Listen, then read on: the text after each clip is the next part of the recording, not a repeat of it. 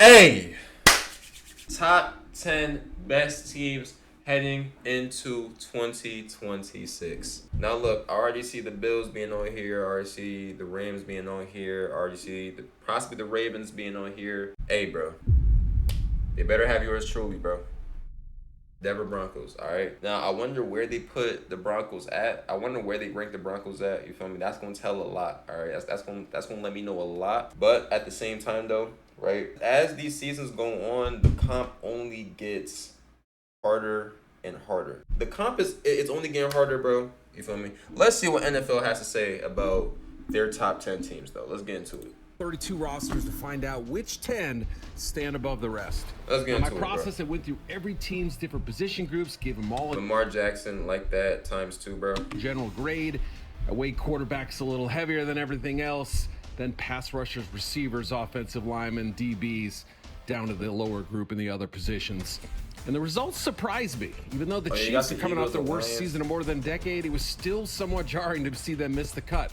I also thought the Packers and the Chargers could crack the list, but they were the next ones left on the cutting room floor. The Bears, Buccaneers, Bengals, and Cowboys also received consideration before ultimately falling short. Niggas said the Cowboys.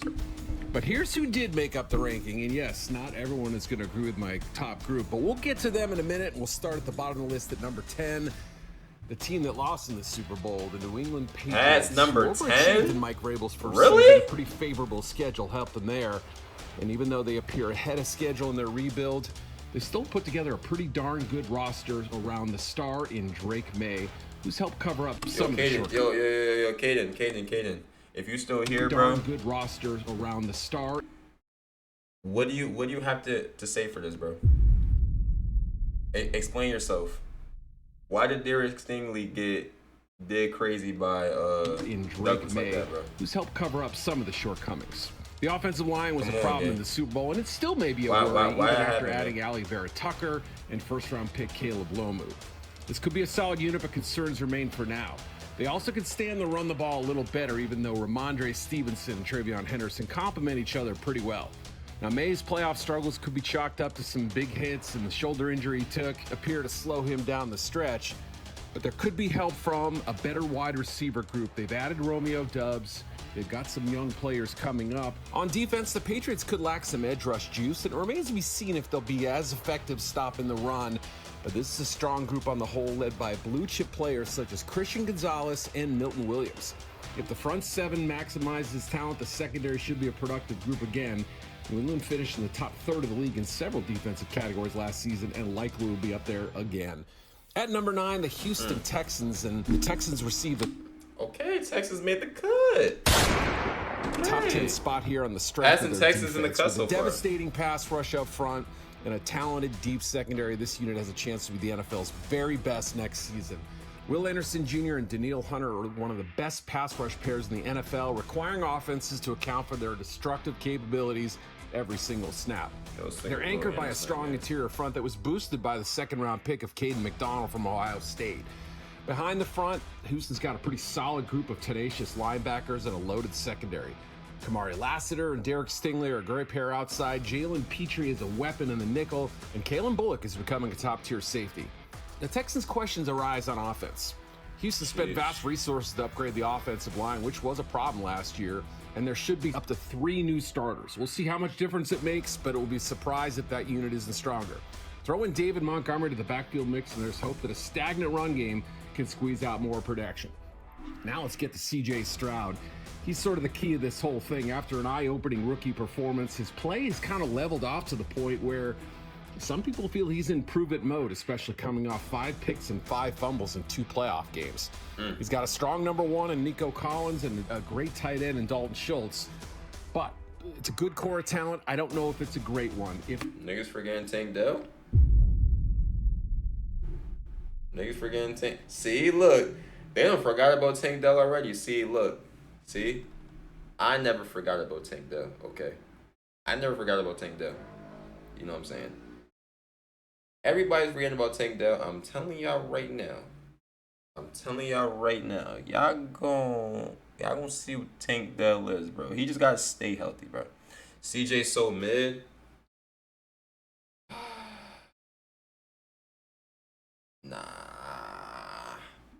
Nah, bro, nah.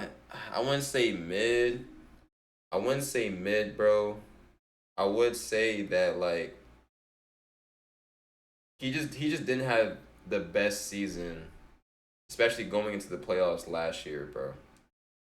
You know what I'm saying? I'm not gonna say mid though. This offense comes together, the Texans could end up having a top 5 roster this season. At number 8, the 49ers. They feature a top-heavy lineup that's sprinkled with star-level pieces as well as a respectable crop of talent just the tier below that. The roster may have some shortcomings in spots, but this team survived injuries to almost every top player last year, save for Christian McCaffrey, and they still made a strong run at the division crown before winning a road playoff game. Brock Purdy is a polarizing QB who's won 2/3 of his NFL starts, and at worst, he's a quality distributor and occasional playmaker who makes one of the best offenses in the league go. And he's backed pretty ably by Mac Jones, too. At receiver, San Francisco added Mike Evans from Tampa Bay, Christian Kirk, the veteran, and second-round pick DeJon Stribling. Trent Williams bolsters. I ain't even gonna lie, like, yo, niggas count out the Niners, bro. A full healthy Niners team is making the NFC Championship, and that's not crazy to say. Gets me so mad when people say Bucks are good. Why does it get you mad though? We're not gonna act like Bucks was like not top 10 in that. Not mind saying top 10. Them niggas was top 10. For a little period before them niggas got injured, bro. Back in 25. Let's not act like that, bro. All right. A solid offensive line, but he hasn't played a full season in more than a decade. Left guard and the overall depth are concerning elements up front. And McCaffrey averaged fewer than 4 yards per rush last season, his lowest mark in San Francisco. But the consistency and receiving ability he's got, arguably his most productive in 2025, make him a true blue chipper, anchoring the backfield and this offense as a whole. The 49ers defense was crushed by injuries to Nick Bosa and Fred Warner, along with last year's first-rounder Mykel Williams. The front seven appears to be the team's strength, however, assuming those players return healthy and some youngsters and new vets elevate the group. The secondary also has the potential as a solid unit, but lacks any clear difference makers. At number 7, the Denver Broncos, who were within an eye last year. 7? 7? Really? Really? 7? 7? 7? I don't know how I feel about this, bro. See, like, I was thinking at least top 5. 7 though? Okay, who has a better shot? Ravens, Bills, Chiefs. No.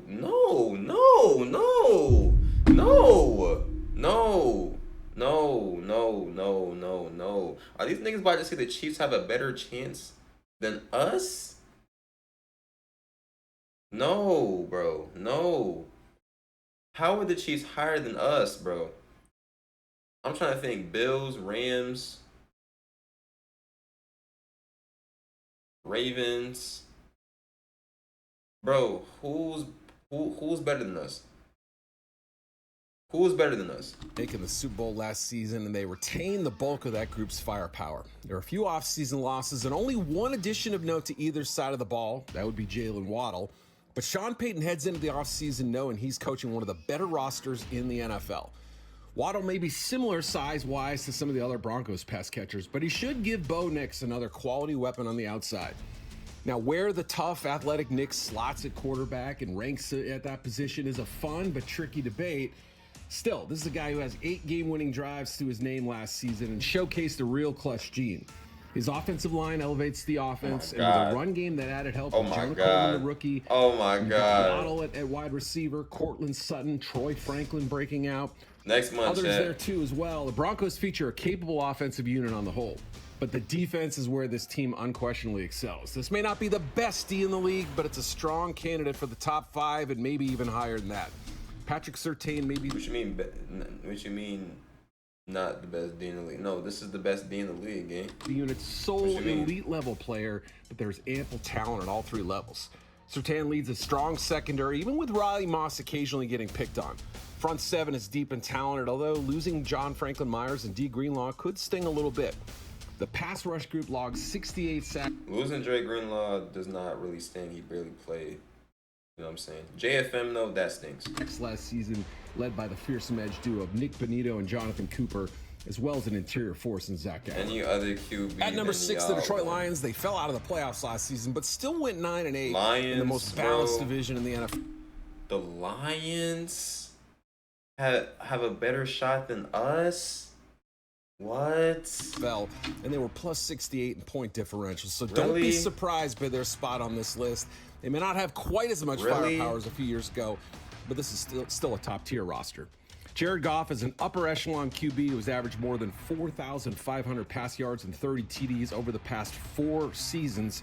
He has a battery of game-changing playmakers at his disposal. The offensive identity could change a little bit without David Montgomery, but Jahmyr Gibbs is one of the league's most electric playmakers. There's also change in the offensive line. Taylor Decker is gone. Penei Sewell moves to the left side, and rookie Blake Miller jumps in at right tackle. We'll see how that unit holds up when you've got weapons like Amon-Ra St. Brown, Jameson Williams, Sam Laporta, and even Isaac Tisla, who's coming up now. The Lions can hang 30-plus points on pretty much anybody. Detroit's defense remains the biggest question, even while it's led by some top-tier playmakers at each level. Aiden Hutchinson, Jack Campbell, who just got an extension, and Brian Branch, although Branch is coming off a major injury. The remainder of the unit appears solid to average right now, although the defensive line could improve incrementally, and a young secondary has a chance to blossom. At number 5, the Buffalo Bills. Last season showed that the Bills remain dangerous and talented, even if they're somewhat flawed. Less balanced and So the Bills are 2 places above us, even though they lost in the divisional round. Okay, got it. And free than some other teams on this list. Buffalo nonetheless counters with Josh Allen at the star quarterback, James Cook in the backfield, and Greg Rousseau heating up the edge. Plus, they've got a pretty potent group of top-end players beyond them who can offset any holes the roster might have. Allen might not have been at his very best last season, but he was the biggest reason the Bills were able to overcome some of their warts and still compete.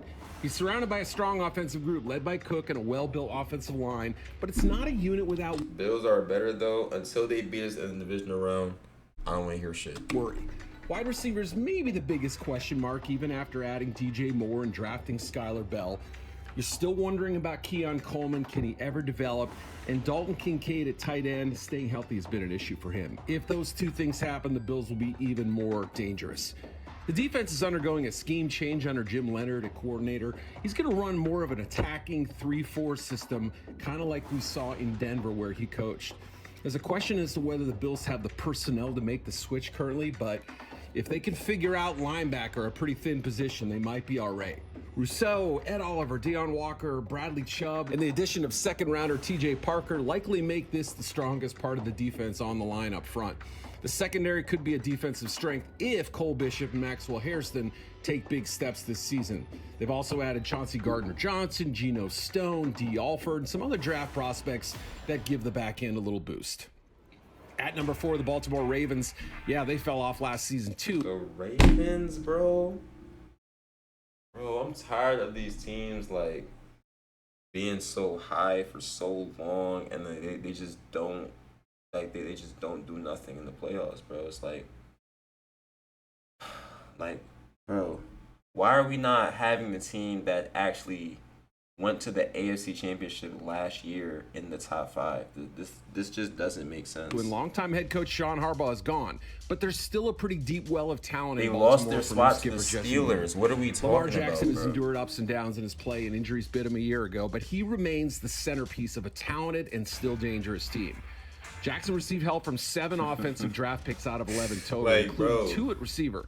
He still has Zay Flowers, still has Mark Andrews to rely on, but rookies Jacoby Lane, Elijah Surratt add some dimensions to the pass game. Now, the offensive line could round into form as a solid group, but Tyler Linderbaum's absence is going to hurt. They still have to figure out who the starting center is and who's going to fill out all the pieces of depth. I expect the Ravens... Did the Ravens even upgrade their line this year?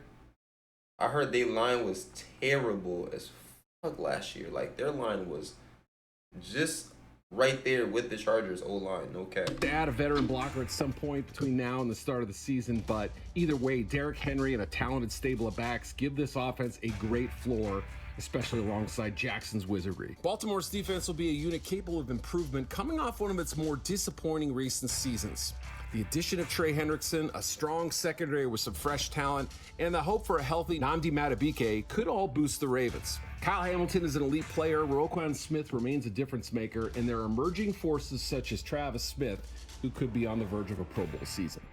At number 3, the Philadelphia Eagles, even if they aren't quite as... The Eagles? Oh my God, bro. What are we talking about? The Eagles, bro. The Eagles game. Them niggas can't even get past Brock Purdy and an injured 49ers team. How are they top 3? How, bro? How are they top 3? Deep and stout as they were a couple seasons ago, they still possess one of the most complete rosters in the game, in my opinion. Jalen Hurts' rank among quarterbacks is hotly debated, but at his best, he's been an MVP candidate and a Super Bowl MVP. They lose A.J. Brown, but they... Last year, not this year. Drafted Mekhi Lemon. They also added Dontavian. They beat the 49ers. Nigga, they lost. They lost last year in the wild card. Wicks and Marquise Brown to go with Devontae Smith. So I see that as a pretty good top 3 right now. This the is offensive going line into is a concern. Look, Silas, this is going into 2026. So I'm looking at what happened last year and then basing it off that.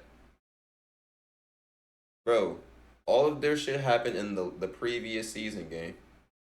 I'm looking at the shit that happened from the previous season, bro. And in the previous season, they lost to the 49ers in the wild card. How are these niggas top 3? Especially with Lane Johnson and How? Lana Dickerson dealing with chronic injuries, How, and the vaunted offensive line coach Jeff Stoutland no longer with the team. Saquon Barkley took a step back in 2025 production-wise, but he remains one of the league's best all-around backs. Adding rookie Eli Stowers spices up the tight end room that already features mainstay Dallas Goedert.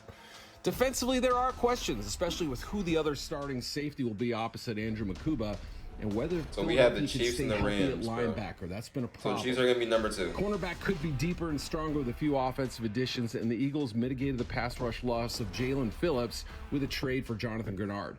Jalen Carter leads an excellent front for a defense that was top 10 in several categories a year ago, but could be even better in I think Jalen 2026. Carter's the Now it's fucking down dog. to the final 2, and I think you can kind of figure out who's left, but it may surprise you who's 2 and who's 1. At number 2, the Seattle Seahawks. Oh, shit. I could have swore he was adding Patrick Mahomes here. I'm not even going to lie. I was not thinking Seahawks. Seahawks top 2? Yeah, I think so.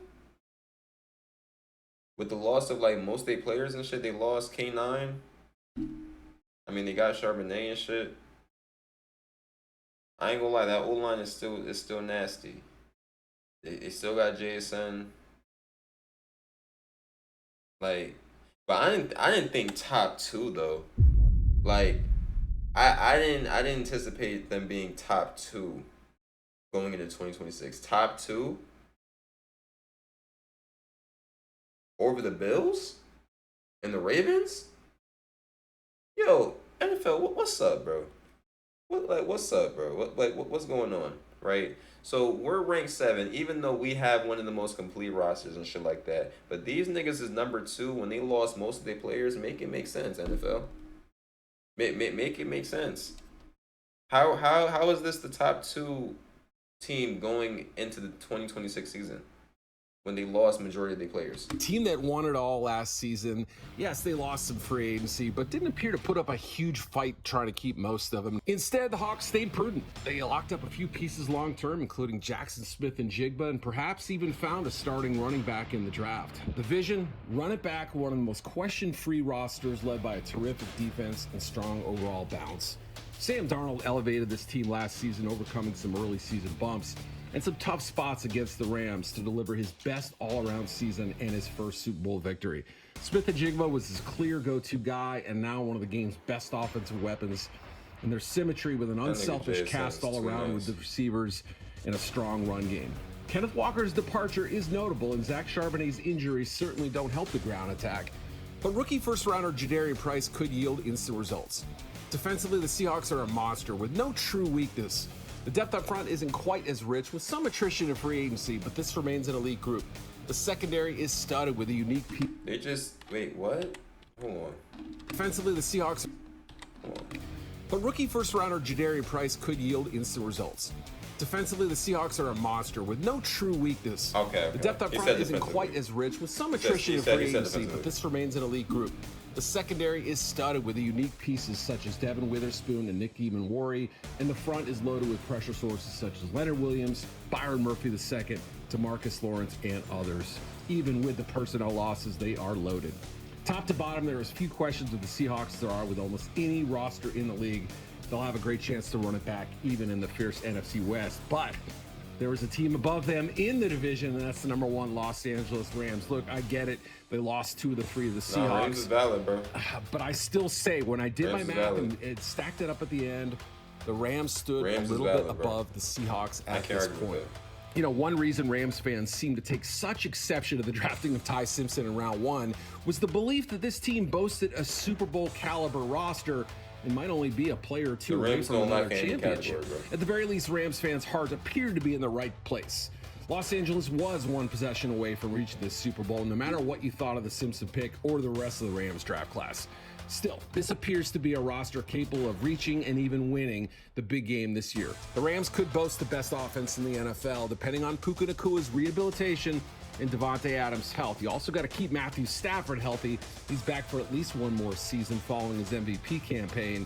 And most of last year's stacked 2 deep are right behind him, too. So there's a lot of experience returning. They've got talented tight end and depth. They've got 2 quality runners in Kyren Williams and Blake Corum operating behind a pretty respectable offensive line. Few obvious weaknesses on this offense. Defensively, the Rams addressed their biggest issue by adding Trent McDuffie and Jalen Watson at corner. And Rams Packers of last season? Wait, what you mean by that, Silas? Full strength, the secondary really could be one of the team's best units. You said Packers of last season? The linebacker group may not knock your socks off. Still, buoyed by a strong defensive line that thrives on pressure, this is a defense that should be far closer to the top of the rankings than the bottom. That's our top 10. What do you think? I'm sure you've got questions. I'm sure you've got gripes. Yeah, my question is, why'd you put the team with the most complete roster, the same roster that got them to the AFC Championship, at number 7 NFL? Why? When you're explaining to me a whole bunch of teams that changed their roster, a whole bunch of teams that are coming back from injuries and shit like that above us. We weren't the niggas that got injured last year. They were. Why are they higher than us?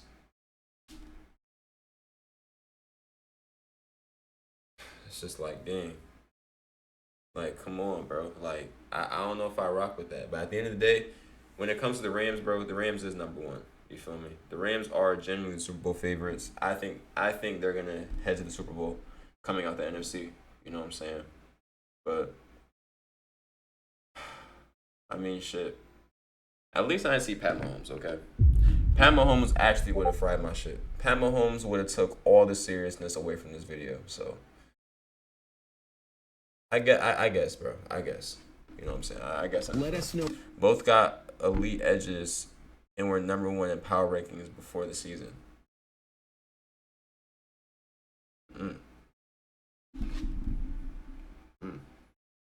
When did Packers... Wait, when did Packers get number 1 in power rankings before the season? Who you think we left out or who we had in the wrong spot, and give us your top 10 rosters in the comments below. Hey, man. What are niggas saying? I don't know what niggas are saying. The Rams were being so hyped to win the Super Bowl, I feel like there's no way they actually do it. Last season, they were number 1? What the hell? That's because I didn't check the power rankings last season. Rams at 1. Not a single Myles Garrett, Aronson Donaldson mentioned. When was this recorded? Oh my God, this nigga even mentioned Myles Garrett. Yeah, bro. What the fuck? This nigga's smoking. I will say though, NFC West is probably the more stacked division in the league outside of the AFC West. You feel me? No Bears. Nah, bro. No Bears game. No Bears. Facts. That's what I'm saying. Broncos at 7 is insane. You feel me? Like, what? See, a lot of people was talking about the Bears, bro. I don't think the Bears is like Super Bowl worthy, bro. What's good, DC? What's good, bro? And shit with that little dick, bro. I ain't gonna lie, my shit bigger than yours. You know what I'm saying? Anyways, though, that's gonna wrap it up for this reaction, man. You know what I'm saying? Y'all comment down below what y'all think of this list, stuff like that. I'm gonna see y'all boys soon, alright?